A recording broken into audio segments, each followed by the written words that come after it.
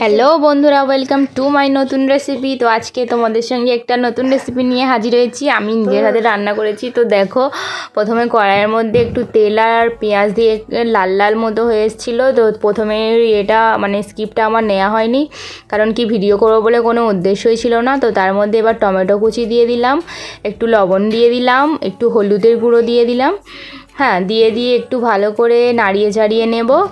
তো দেখতেই পাচ্ছ, তারপরে আমি একটু নেড়ে চেড়ে নিচ্ছিলাম খুন্তিটা দিয়ে টমেটোগুলোকে সুন্দর করে ঘেটে ঘেটে ঘেটে ঘেটে একদম যাতে গোটা গোটা না হয়ে থাকে। গোটা গোটা হয়ে থাকলে আমার ভালো লাগে না।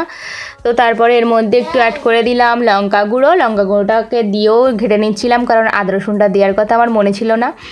তো তারপরে অনেকক্ষণ পরে মনে পড়লো আদা রসুনের কথা। তো এবার আমি একটু আদা রসুনের পেস্ট দিয়ে দেব, দিয়ে আবারও সুন্দর করে নাড়াচাড়া করব, কারণ কি আদা রসুনের গন্ধ থেকে যাবে। তাই আবার সুন্দর করে একটুও কিন্তু জল দিইনি আমি এখনও পর্যন্ত। একটু জল এবারে একটু ভালো করে অনেকক্ষণ ধরে আদা রসুনটা দিয়ে নেড়েচেড়ে নিয়েছিলাম।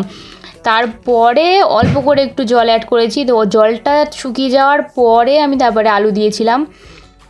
আলুটাকে দিয়েও ভালো করে কষিয়ে নিয়ে, তো আলুটা একটু হাফ সিদ্ধ হয়ে আসতে তারপরে আমি মাছটাকে দিয়ে দিয়েছিলাম। তো নেড়ে মাছ বা লোটে মাছ যাই বলো না কেন, এটা খুব নরম হয়, তো এটা বেশি ঘাটাঘাটি করতে নেই। হালকা করে খুন্তি দিয়ে একটু নেড়ে চেড়ে জল দিয়ে চাপা দিয়ে দিয়েছি। তো তারপরে এই যে আমার ফাইনাল লুক নেড়ে মাছ। তো তোমরা কে কী নাম বলো আমাকে কমেন্ট করে জানিও। তো আমি এর মধ্যে আর কিছুই অ্যাড করিনি, শুধু একটু ভাজা মশলা অ্যাড করে দিয়েছি। তো টাটা।